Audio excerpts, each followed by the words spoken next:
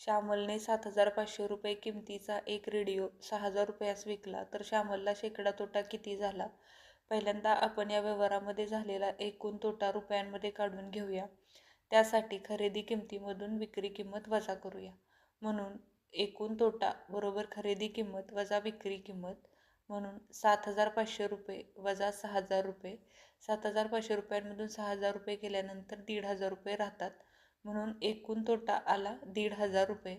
आता आपण शेकडा तोटा काढून घेऊया. म्हणून शेकडा तोटा बरोबर एकूण तोटा भागिले खरेदी किंमत गुणिले 100. एकूण तोटा आहे 1,500 रुपये आणि खरेदी किंमत आहे 7,500 रुपये. आता आपण किमती टाकून घेऊया. 1,500 भागिले 7,500 गुणिले 100. आता आपण भाग देऊया.